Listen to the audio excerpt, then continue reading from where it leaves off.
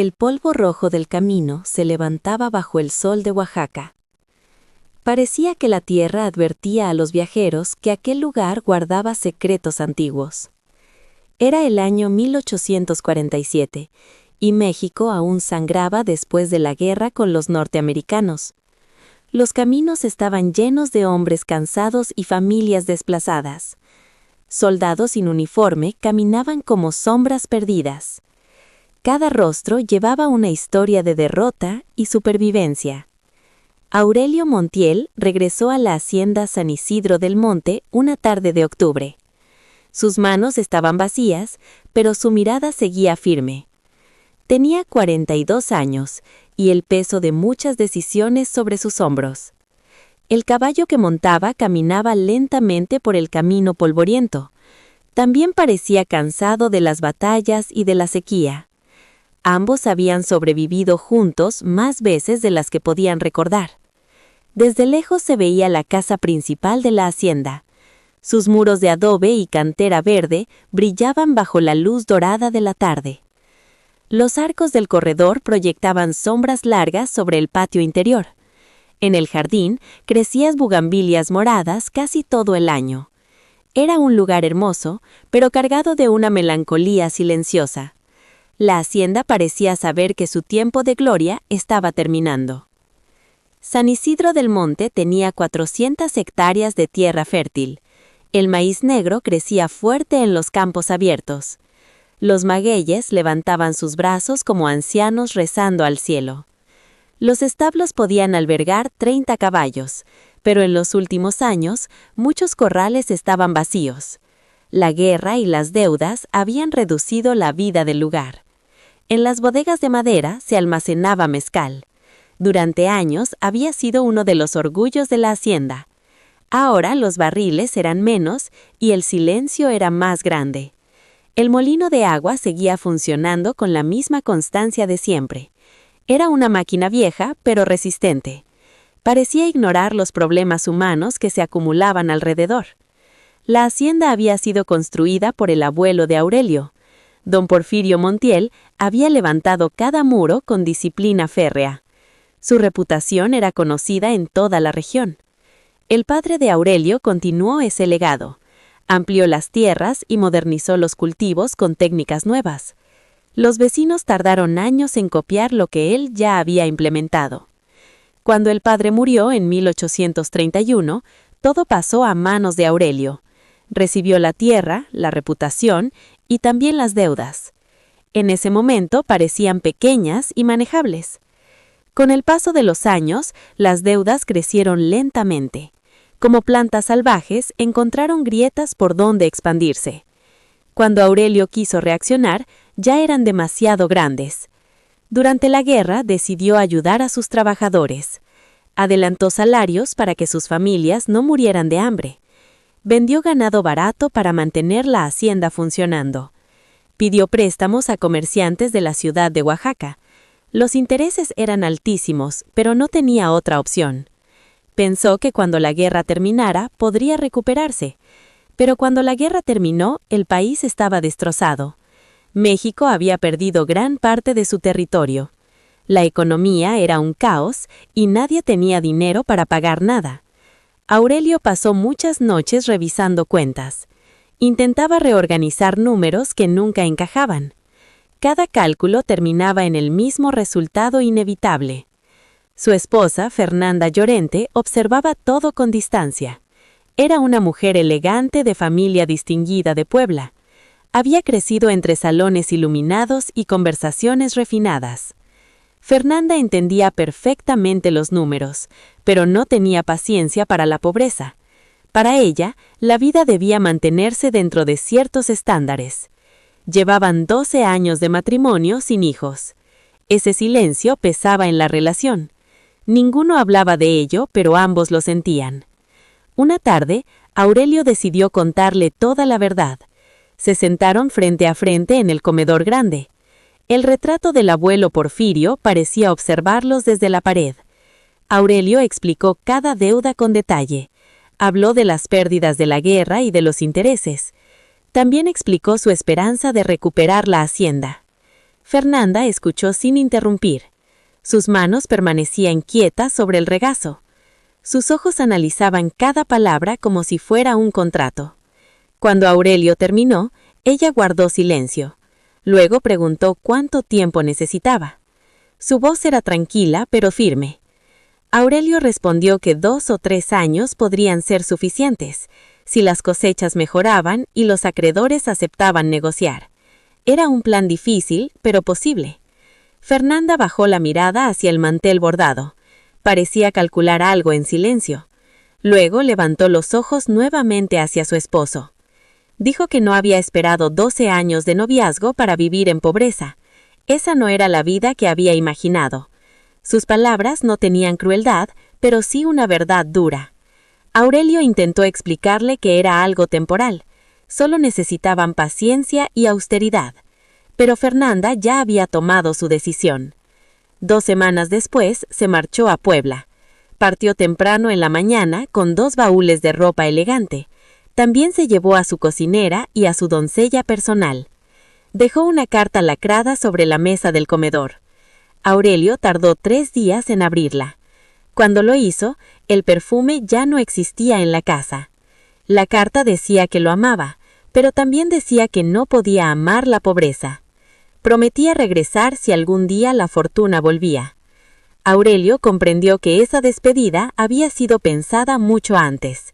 No había nada que pudiera hacer. La hacienda quedó más silenciosa después de su partida. Pero nadie sabía todavía la verdad completa, ni siquiera Fernanda. Aurelio estaba preparando algo inesperado. 6 meses antes había llegado un visitante, un hombre elegante llamado Cipriano Aldave. Representaba a una compañía inglesa interesada en minas de plata. Aldave vestía ropa inglesa impecable. Sus maneras eran perfectos y su sonrisa calculada. Parecía un hombre acostumbrado a ganar negociaciones. Había investigado cada hacienda de la región. Sabía nombres, deudas y extensiones de tierra. Nada de lo que decía parecía improvisado. Descubrió que San Isidro tenía acceso a un corredor de tierra importante. Ese corredor conectaba con cerros ricos en minerales. Sus exploradores creían que había plata allí. La propuesta era simple: comprar ese corredor sur a un precio razonable. Con ese dinero Aurelio podría pagar sus deudas. Pero Aurelio sospechaba de los extranjeros. Había escuchado historias similares en otras regiones. Contratos que terminaban arruinando a los propietarios. Un primo suyo en Guanajuato había perdido todo así.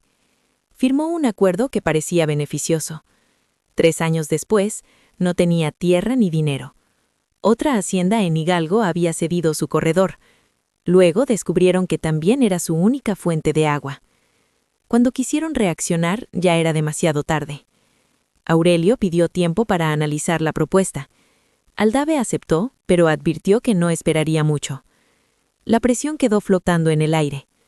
Durante 3 noches Aurelio no pudo dormir. Pensaba en las deudas y en el futuro. Entonces tuvo una idea inesperada.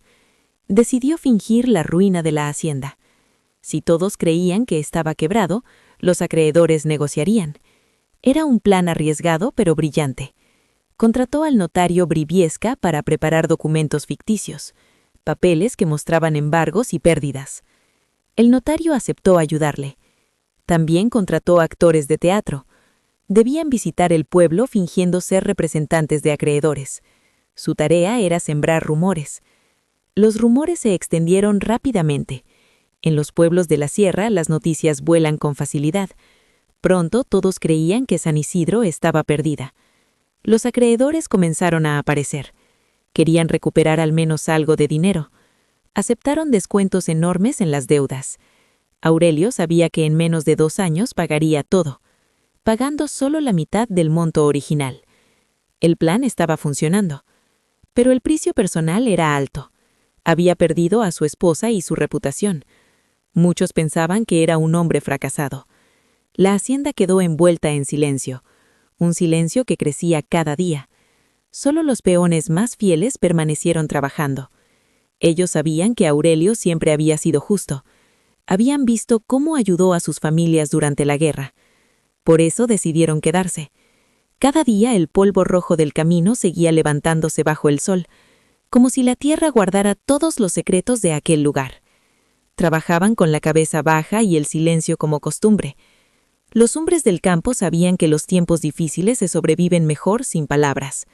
Filemón, el capataz mayor, tenía 60 años y manos como palas. Su memoria guardaba cada temporada de lluvia y cada siembra desde hacía décadas. Mientras la hacienda parecía derrumbarse, Filemón mantenía todo funcionando, como el molino de agua que seguía girando aunque nadie lo mirara. Aurelio comía solo en el comedor grande cada noche. Frente a él colgaba el retrato de su padre observándolo desde la pared. El sonido de los grillos llenaba el silencio de la casa. El viento atravesaba los arcos como un suspiro constante. Había noches en que el silencio parecía una cosa física, algo pesado que se pegaba a la piel y a la ropa. Entonces Aurelio salía al corredor exterior. Se sentaba en el banco de piedra bajo la luna de Oaxaca. La luna iluminaba el jardín con una claridad dura. Nada podía esconderse bajo esa luz blanca. Allí comenzó a notar a Sola. No verla por primera vez, sino realmente darse cuenta de que existía. Su nombre era Sola en Cosi Montiel. El apellido le había sido impuesto como propiedad. Había llegado desde Veracruz en un cargamento extraño, registrada en un recibo junto a 2 mulas y herramientas de campo. Cuando Aurelio comenzó a observarla de verdad, tenía 26 años, pero su mirada parecía mucho más antigua. Su piel era oscura y brillante bajo el sol de Oaxaca. A veces reflejaba tonos azulados a la luz del mediodía. Sus manos eran largas y fuertes, manos capaces de sembrar, cosechar y también curar. Su voz era suave cuando hablaba. Sonaba como agua corriendo sobre piedras lisas. No hablaba poco por timidez. Había aprendido que el silencio era una forma de sobrevivir. Desde su llegada había sido asignada a la huerta medicinal, un rincón abandonado al norte de la casa principal. En 3 años transformó ese lugar completamente. Lo convirtió en un jardín de plantas ordenadas con precisión. Cada hierba tenía su sitio exacto. Cada planta estaba marcada con símbolos que solo ella entendía. Los curanderos del pueblo no podían explicar su conocimiento. Sola conocía usos que ellos nunca habían escuchado. Sabía mezclar hierbabuena con epazote para dolores de estómago. Usaba árnica para golpes y gordolobo para el pecho enfermo. Preparaba tinturas que calmaban fiebre en niños, cuando el médico del pueblo ya no sabía qué hacer. En el pueblo comenzaron a llamarla la sanadora, también la mujer de las plantas. Los niños la seguían a veces hasta el mercado, atraídos por el olor a copal y hierbas frescas. Doña Fernanda nunca le prestó atención. Para ella Sola simplemente no existía. Aurelio sí la observaba, pero observar no era lo mismo que comprender. La veía como una trabajadora eficiente, como una pieza funcional dentro de su hacienda. Nunca pensó en lo que pensaba ella, ni en la historia que llevaba dentro. La soledad cambió eso lentamente, y una herida terminó derribando el primer muro. Una noche Aurelio se cortó la mano en el granero. Un gancho oxidado abrió su palma profundamente. La sangre cayó con fuerza. Las heridas en la mano siempre sangran demasiado. Intentó detenerla con trapos, pero la sangre seguía empapándolos. No quiso llamar al médico del pueblo. No quería preguntas ni miradas. Tampoco quiso despertar a Filemón. El viejo necesitaba su descanso. Entonces recordó a Sola. Sabía que aún estaba despierta. Ella trabajaba en un pequeño cuarto del ala norte. Preparaba una nueva tintura bajo la luz de una vela. Tenía sus materiales ordenados con precisión. Trabajaba con calma y concentración absoluta. Cuando Aurelio apareció en la puerta, ella levantó la vista. Observó su mano envuelta en tela roja. No mostró miedo ni sorpresa. Simplemente evaluó la situación. Le indicó que se sentara en un banco. Luego destapó la herida con cuidado. Examinó el corte a la luz de la vela. La herida atravesaba casi toda la palma. Comenzó a limpiarla con agua tibia hervida. La esponja de maguey raspaba suavemente la piel. El dolor era fuerte, pero necesario. Aurelio no emitió ningún sonido. Sola sacó un frasco de tintura oscura. Le advirtió que ardería más. El líquido tocó la herida. El dolor fue rápido y feroz. Aurelio apretó los dientes en silencio. Sola notó su resistencia. Trabajó durante 20 minutos exactos.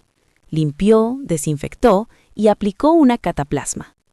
El olor de las hierbas llenó la habitación. Olía a bosque húmedo y resina.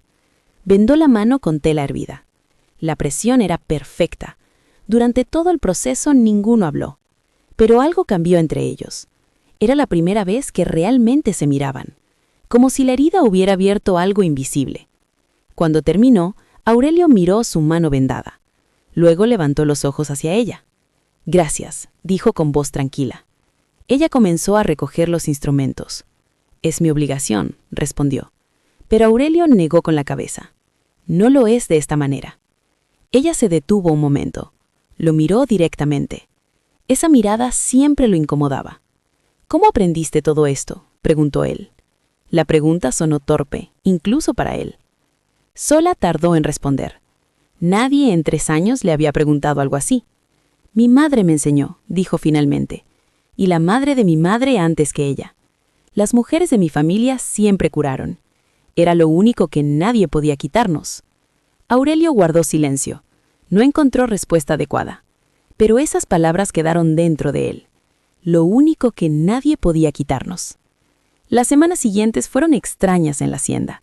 Algo invisible estaba cambiando lentamente. Desde fuera, San Isidro parecía morir. Los rumores hablaban de quiebra inevitable, pero dentro la hacienda seguía funcionando, como un organismo que se negaba a morir. Aurelio comenzó a pasar tiempo en la huerta medicinal. Al principio tenía excusas para hacerlo: revisar el riego o hablar con Filemón, inspeccionar los muros del jardín. Con el tiempo dejó de inventar razones. Simplemente aparecía allí. Se sentaba en el banco de piedra con una taza de café que se enfriaba. Observaba a Sola trabajar entre las plantas. La luz dorada de la tarde llenaba el jardín. Ella no lo ignoraba, pero tampoco lo buscaba. Respondía cuando él preguntaba algo. Explicaba cada planta con paciencia. Le enseñó los nombres en español, luego también los nombres en yoruba. Aurelio repetía las palabras torpemente. Su acento arruinaba las sílabas. Sola corregía sin burlarse, con paciencia tranquila. El respeto crecía entre ellos lentamente, como una planta que brota sin ruido. Una tarde de noviembre, Aurelio hizo una pregunta. No había pensado en las consecuencias. «¿Por qué sigues aquí?», dijo. «La hacienda está arruinada según todos». Sola dejó de trabajar un momento. El jardín estaba lleno de sombras azules. Se volvió hacia él lentamente. Lo miró sin la deferencia habitual. «¿A dónde?», preguntó simplemente. 2 palabras que contenían toda su historia. Aurelio bajó la mirada hacia la tierra. Por primera vez sintió verdadera vergüenza. Comprendió lo que significaba esa pregunta y todo lo que él había ignorado durante años. «Tienes razón», dijo finalmente. No añadió ninguna excusa. El silencio quedó entre ellos, pero después de esa tarde algo cambió para siempre. Aurelio caminaba por su propia hacienda, observando cada rincón con una mirada distinta a la que había tenido durante años. Ya no veía solo tierras y trabajadores, sino un sistema entero que empezaba a comprender. Se sentaba cada noche frente al retrato del abuelo Porfirio, en el comedor, y pensaba en lo que realmente había heredado junto con la hacienda. Las bugambilias del patio se movían con el viento de la tarde, y él sentía que algo dentro de su forma de pensar también se movía lentamente. Empezó a notar gestos que antes habían pasado desapercibidos, cadenas invisibles que pesaban tanto como las de hierro. Observó cómo el capataz joven victoriano hablaba a sola cuando nadie escuchaba. El tono era de alguien que confundía clase social con valor humano. Esa arrogancia le resultó incómoda por primera vez. Algo en su interior ya no aceptaba esas pequeñas crueldades cotidianas. Empezó a ver el costo real de muchas cosas que había dado por normales. Cada orden y cada silencio tenía un precio humano. Sin darse cuenta, buscaba conversaciones con Sola en la huerta. No eran conversaciones largas, pero siempre terminaban enseñándole algo. Las plantas se convirtieron en el puente entre los dos, un lenguaje silencioso que ambos entendían cada vez mejor. Sola le explicó el origen del maíz negro que crecía en sus tierras. Le habló de siglos de cultivo zapoteca y del equilibrio de la milpa, maíz, frijol y calabaza, creciendo juntos como aliados, un sistema antiguo que la agricultura moderna estaba olvidando. Aurelio escuchaba con atención, tomando notas en su cuaderno. Cada explicación abría una puerta que nunca había considerado. Días después, detectó una plaga en el campo sur. El gusano barrenador avanzaba lentamente entre los tallos. Dijo que si no actuaban pronto, la cosecha se perdería. Propuso un tratamiento con chile, ajo y extracto de neem. Ningún ingeniero de ciudad habría sugerido ese método, pero funcionó con una eficacia silenciosa. Aurelio comenzó a confiar en ese conocimiento antiguo, un saber que había sobrevivido generaciones sin libros. Filemón observaba todo desde la cocina de la hacienda, 60 años viendo a los hombres cometer los mismos errores. Una tarde le dijo al cocinero mientras pelaba chiles: «El patrón está aprendiendo, pero no sobre plantas». El cocinero sonrió sin levantar la mirada del guiso. Algunas verdades no necesitaban explicación. A principios de diciembre llegó un mensajero desde Puebla. Traía una carta cuidadosamente sellada. La letra perfecta era inconfundible para Aurelio. Fernanda escribía después de meses de silencio. Decía que había escuchado rumores sobre la hacienda San Isidro. Tal vez la situación financiera no era tan mala como parecía. Si aquello resultaba cierto, estaba dispuesta a volver. Y decía que aún lo amaba con la misma precisión calculada. Era una carta elegante pero estratégica, una mezcla de afecto y cálculo. Aurelio la leyó 3 veces en su escritorio. Luego la guardó en el cajón sin responder. Esa misma noche caminó hacia el huerto. La luna llena iluminaba las plantas cubiertas con telas. Sola protegía las más delicadas del frío nocturno. Sus manos trabajaban con una eficiencia tranquila. Aurelio permaneció un momento en el arco del corredor, observándola moverse entre las hileras de plantas. Finalmente dijo su nombre en voz baja. Ella se detuvo, pero tardó unos segundos en girar. Era un gesto aprendido para prepararse emocionalmente. Años escuchando órdenes la habían enseñado a hacerlo. Cuando se volvió, preguntó qué necesitaba. Su voz era serena y directa. Aurelio respiró antes de hablar. Las palabras le pesaban más de lo esperado. Dijo que quería firmar sus papeles de libertad, no como recompensa, sino porque era lo correcto. El silencio se volvió espeso en el jardín. Solo se escuchaba el viento entre los magueyes. Sola no lloró ni sonrió de inmediato. Simplemente lo miró, tratando de comprender. Preguntó por qué ahora. No era reproche, sino necesidad de entender. Aurelio respondió con honestidad. Dijo que había tardado demasiado en verlo. Explicó que había estado ocupado salvando su hacienda y olvidó preguntar quién necesitaba protección dentro de ella. Sola miró las plantas iluminadas por la luna. Luego volvió a mirarlo a él. Preguntó si Fernanda sabía de esa decisión. Aurelio admitió que había recibido su carta. Dijo que aún no había respondido, porque muchas cosas habían cambiado. Los papeles se firmaron días después ante el notario Briviesca. Una mañana fría con cielo azul de diciembre. La misma pluma que había falsificado documentos antes, ahora escribía el nombre de Sola Enossi Montiel como persona libre. Cuando salió de la notaría, caminó hasta la plaza. Se detuvo bajo el laurel de la India. Leyó el documento lentamente 4 veces. Su nombre y la palabra libre brillaban en el papel. Sabía leer gracias a años de estudio secreto, libros abandonados y noches silenciosas. Aurelio esperaba sentado en un banco cercano, sin interrumpir ese momento que le pertenecía a ella. Finalmente, Sola se acercó y se sentó a su lado, dejando un espacio entre ambos. Miraron la fuente del centro de la plaza. El agua caía en un hilo constante. Sola dijo que no sabía qué hacer con esa libertad. Era un territorio completamente nuevo. Aurelio respondió que nadie nace sabiendo. Era la primera vez para los dos. Entonces ella mencionó su plan financiero. Dijo que sabía que había fingido la ruina de la hacienda. Aurelio la miró sorprendido. Preguntó cuánto tiempo lo había sabido. Ella respondió con calma. Las personas invisibles escuchan más de lo que deberían. No había dicho nada porque no era su asunto, hasta que empezó a hacerlo también. Aurelio comprendió que había guardado ese secreto durante meses, sin usarlo nunca como ventaja. El sol de diciembre iluminaba la plaza. Los colores del mercado brillaban intensamente. Aurelio preguntó cuándo comenzó a hacer su asunto. Sola sonrió apenas. Dijo que fue cuando él preguntó cómo había aprendido. Nadie se lo había preguntado en 30 años. Enero llegó con lluvia fría desde las montañas. El viento del norte traía olor a pino y tierra mojada. Aurelio respondió finalmente la carta de Fernanda. Le contó toda la verdad sobre la hacienda. También le habló de los cambios en su forma de ver el mundo, cambios que no podía explicar completamente. Le dijo que quizás el hombre que ella amaba ya no existe igual, y que merecía saberlo antes de decidir volver. No le pidió que volviera ni que se quedara, solo le dio la verdad. Mientras tanto, sola comenzó a construir su nueva vida, paso a paso, con la paciencia de quien conoce el tiempo de las plantas. Negoció un salario por su trabajo en la huerta medicinal, esta vez como trabajadora libre, con contrato firmado.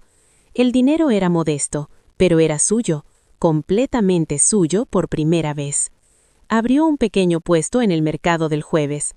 Vendía tinturas y remedios herbales. Al principio el curandero viejo la miró con recelo, pero cambió de opinión cuando vio 3 curaciones exitosas. La reputación comenzó a expandirse por los pueblos cercanos. La gente caminaba horas para buscar sus remedios. Sola cobraba lo que cada persona podía pagar, a veces monedas y a veces gallinas o leña. Todo lo anotaba cuidadosamente en un cuaderno. Cada peso tenía importancia. Poco a poco juntaba su propio dinero, con la concentración de quien sabe lo que significa no tener nada. Y entre ella y Aurelio crecía algo nuevo, una cercanía que ninguno de los dos se atrevía a nombrar todavía. Una tarde, Ada miró a Aurelio con franqueza. ¿Usted quiere a mi hija? Aurelio respondió sin dudar. Sí. Ada frunció ligeramente los ojos. ¿La quiere o quiere poseerla? No es lo mismo. Aurelio respiró hondo antes de contestar. La quiero. Sola levantó la mirada hacia ellos. Dijo que llevaba meses queriéndolo también, pero no lo había dicho antes, porque el amor desde la esclavitud no es verdadero. Solo cuando alguien es libre puede elegir amar. Ahora soy libre, dijo ella. El silencio que siguió fue profundo. Las bugambilias se movían con el viento. Un pájaro cruzó el cielo del atardecer. Ada bebió un sorbo de su taza. Entonces dijo con calma: Bien, ahora sabemos dónde estamos. Semanas después, Aurelio pagó la última deuda de la hacienda. Firmó los documentos en la oficina del notario. Cuando salió a la calle, el sol de abril brillaba fuerte. Regresó cabalgando lentamente hacia San Isidro. Se detuvo en lo alto del camino. Desde allí podía ver toda la hacienda, los campos, el molino, los árboles viejos. Todo era igual que siempre. Pero él ya no era el mismo hombre. Esa tarde tomó las manos de Sola en el jardín. Quiero que todo esto sea tuyo también, no como regalo, sino como algo que construimos juntos. Sola lo miró durante un largo momento.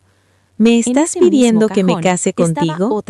Sí, con todas las dificultades que eso traerá, con las miradas del pueblo y los comentarios del mercado.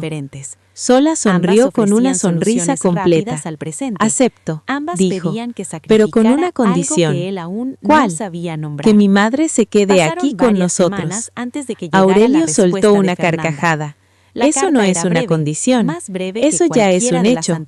La hacienda se preparó para una ceremonia sencilla en el jardín interior, lejos del lujo y de los protocolos de las ciudades.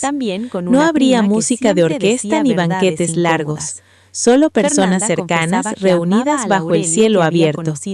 Los arcos cubiertos de bugambilia morada formaban una sombra suave sobre el patio. En medio del jardín, el viejo Sabino extendía sus ramas como si hubiera esperado ese momento durante años. Los trabajadores más antiguos llegaron temprano. caminando despacio por el sendero de tierra. Habían nacido en esas tierras y conocían cada rincón de la hacienda como si fuera parte de su propio cuerpo. Filemón observaba el lugar con la calma de quien ha visto pasar muchas historias. Su rostro endurecido por el tiempo guardaba una emoción que casi nunca mostraba. Los peones del campo llegaron con sus familias y ocuparon los bancos de madera. Los niños corrían entre los adultos sin entender del todo la importancia del momento. La nueva cocinera se movía entre las mesas organizando platos sencillos para después. Los mozos de cuadra conversaban en voz baja cerca de la entrada del jardín. El notario Briviesca apareció con su traje negro impecable como siempre. Aquella tarde llevaba una pequeña flor en el ojal, algo que nadie recordaba haber visto antes. El sacerdote del pueblo llegó con paso tranquilo por el corredor de piedra. Había pasado horas reflexionando antes de aceptar participar en aquella unión. Durante días había conversado con Aurelio sobre la justicia y la fe. Las palabras del hombre lo habían convencido de que aquel matrimonio era correcto. Mientras tanto, Adaese ya estaba despierta desde antes del amanecer. En la cocina preparaba una bebida ceremonial con una atención casi sagrada. El comal de barro calentaba lentamente la mezcla de cacao y flores secas. El aroma llenó la casa con un perfume dulce y profundo. Añadió pimienta de Jamaica y una hierba antigua de su tierra. Era una receta que su madre le había enseñado para celebrar bodas. La bebida representaba un puente entre dos mundos diferentes. Cada ingrediente llevaba una historia que cruzaba océanos y generaciones. El olor se extendió por los corredores de la hacienda. Quienes pasaban por allí se detenían un momento para respirar aquel olor extraño. Sola apareció en el corredor cuando el sol comenzaba a iluminar el jardín. Vestía un traje color ocre bordado con patrones geométricos. Adaese había trabajado 3 semanas cosiendo aquellos diseños con paciencia. Los hilos de colores venían de un pequeño paquete guardado desde hacía años. Su cabello caía libre sobre los hombros, adornado con flores blancas. Alrededor de su cuello llevaba una pieza de madera tallada heredada de su abuela. Aquella joya había viajado en la memoria de su familia desde África. Había pasado de madre a hija durante generaciones. Sola caminaba con paso firme hacia el centro del jardín. Su presencia llenaba el espacio con una seguridad tranquila. Aurelio la esperaba junto al Sabino antiguo. Vestía su mejor traje y no podía apartar los ojos de ella. Desde que apareció en el corredor, no había dejado de mirarla. Sus ojos reflejaban una mezcla de orgullo y asombro. Cuando Sola llegó frente a él, tomó su mano con suavidad. Era la mano que había curado su herida aquella noche difícil. La cicatriz todavía era visible bajo la piel. Ese recuerdo silencioso unía sus historias. El jardín entero quedó en silencio durante un instante. Era un silencio lleno de expectación y calma. El sacerdote comenzó a pronunciar las palabras del ritual. Su voz resonaba suave bajo las ramas del sabino. Los testigos se acercaron para firmar el documento. El notario Briviesca observaba cada detalle con atención profesional. Filemón se quedó quieto, mirando a la pareja. Sus ojos brillaban con una emoción inesperada. Durante 40 años había trabajado sin derramar lágrimas. Aquella tarde sintió que algo se movía en su interior. Se limpió discretamente los ojos con el dorso de la mano. No sabía muy bien cómo manejar aquella emoción. Cuando terminó la ceremonia, Adaese avanzó unos pasos. Se colocó frente a todos con la espalda recta. Una tarde, Ada miró a Aurelio con franqueza. ¿Usted quiere a mi hija? Aurelio respondió sin dudar. Sí. Ada frunció ligeramente los ojos. ¿La quiere o quiere poseerla? No es lo mismo. Aurelio respiró hondo antes de contestar. La quiero. Sola levantó la mirada hacia ellos. Dijo que llevaba meses queriéndolo también, pero no lo había dicho antes. porque el amor desde la esclavitud no es verdadero. Solo cuando alguien es libre puede elegir amar. Ahora soy libre, dijo ella. El silencio que siguió fue profundo. Las bugambilias se movían con el viento. Un pájaro cruzó el cielo del atardecer. Ada bebió un sorbo de su taza. Entonces dijo con calma: «Bien, ahora sabemos dónde estamos». Semanas después, Aurelio pagó la última deuda de la hacienda. Firmó los documentos en la oficina del notario. Cuando salió a la calle, el sol de abril brillaba fuerte. Regresó cabalgando lentamente hacia San Isidro. Se detuvo en lo alto del camino. Desde allí podía ver toda la hacienda. Los campos, el molino, los árboles viejos. Todo era igual que siempre. Pero él ya no era el mismo hombre. Esa tarde tomó las manos de Sola en el jardín. «Quiero que todo esto sea tuyo también, no como regalo, sino como algo que construimos juntos». Sola lo miró durante un largo momento. «¿Me estás pidiendo que me case contigo?» «Sí, con todas las dificultades que eso traerá, con las miradas del pueblo y los comentarios del mercado». Sola sonrió con una sonrisa completa. «Acepto», dijo, «pero con una condición». «¿Cuál?» «Que mi madre se quede aquí con nosotros». Aurelio soltó una carcajada. «Eso no es una condición, eso ya es un hecho». La hacienda se preparó para una ceremonia sencilla en el jardín interior, lejos del lujo y de los protocolos de las ciudades. No habría música de orquesta ni banquetes largos, solo personas cercanas reunidas bajo el cielo abierto. Los arcos cubiertos de bugambilia morada formaban una sombra suave sobre el patio. En medio del jardín, el viejo sabino extendía sus ramas como si hubiera esperado ese momento durante años. Los trabajadores más antiguos llegaron temprano, caminando despacio por el sendero de tierra. Habían nacido en esas tierras y conocían cada rincón de la hacienda como si fuera parte de su propio cuerpo. Filemón observaba el lugar con la calma de quien ha visto pasar muchas historias. Su rostro endurecido por el tiempo guardaba una emoción que casi nunca mostraba. Los peones del campo llegaron con sus familias y ocuparon los bancos de madera. Los niños corrían entre los adultos sin entender del todo la importancia del momento. La nueva cocinera se movía entre las mesas organizando platos sencillos para después.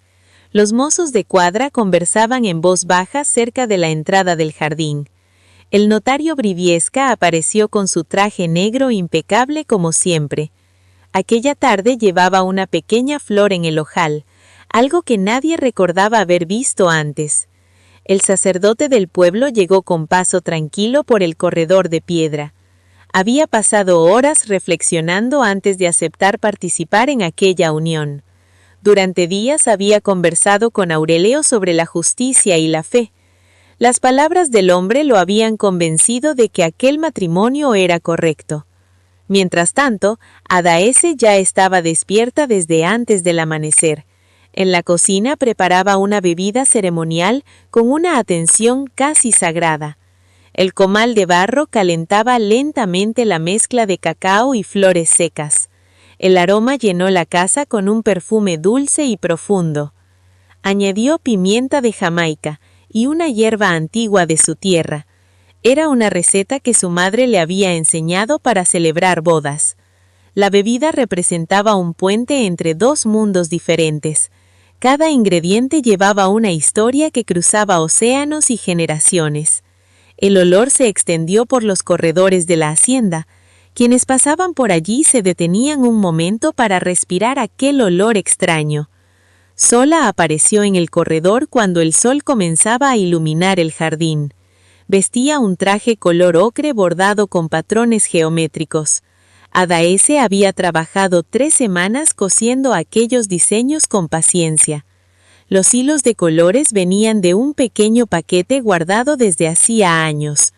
Su cabello caía libre sobre los hombros, adornado con flores blancas. Alrededor de su cuello llevaba una pieza de madera tallada heredada de su abuela. Aquella joya había viajado en la memoria de su familia desde África. Había pasado de madre a hija durante generaciones. Sola caminaba con paso firme hacia el centro del jardín. Su presencia llenaba el espacio con una seguridad tranquila. Aurelio la esperaba junto al Sabino antiguo. Vestía su mejor traje y no podía apartar los ojos de ella. Desde que apareció en el corredor, no había dejado de mirarla. Sus ojos reflejaban una mezcla de orgullo y asombro. Cuando sola llegó frente a él, tomó su mano con suavidad. Era la mano que había curado su herida aquella noche difícil. La cicatriz todavía era visible bajo la piel. Ese recuerdo silencioso unía sus historias. El jardín entero quedó en silencio durante un instante. Era un silencio lleno de expectación y calma. El sacerdote comenzó a pronunciar las palabras del ritual. Su voz resonaba suave bajo las ramas del sabino. Los testigos se acercaron para firmar el documento. El notario Briviesca observaba cada detalle con atención profesional. Filemón se quedó quieto, mirando a la pareja. Sus ojos brillaban con una emoción inesperada. Durante 40 años había trabajado sin derramar lágrimas. Aquella tarde sintió que algo se movía en su interior. Se limpió discretamente los ojos con el dorso de la mano. No sabía muy bien cómo manejar aquella emoción. Cuando terminó la ceremonia, Adaese avanzó unos pasos. Se colocó frente a todos con la espalda recta. Su mirada recorrió el rostro de su hija, y luego el de Aurelio. Después levantó los ojos hacia el cielo azul de Oaxaca. Habló con una voz firme que todos escucharon en silencio. Dijo que algunos amores exigen atravesar grandes pruebas. Explicó que hay amores que pasan por fuego y pérdida, y que precisamente por eso son los que realmente valen. Pidió que ese amor recordara siempre el precio que había costado, que ese recuerdo no fuera una carga, sino una fuerza. Sus palabras quedaron flotando en el aire del jardín. Nadie habló durante unos segundos después. Poco después comenzaron a caer las primeras gotas de lluvia. Una lluvia suave que descendía desde las montañas. El agua mojaba las hojas de las bugambilias. El sabino viejo recibía la lluvia con quietud. Los campos cercanos de maíz oscuro se humedecían lentamente. El camino rojo que llevaba al pueblo se volvía más oscuro. Dentro de la hacienda las velas parpadeaban con la brisa. La gente comenzó a reunirse bajo los corredores.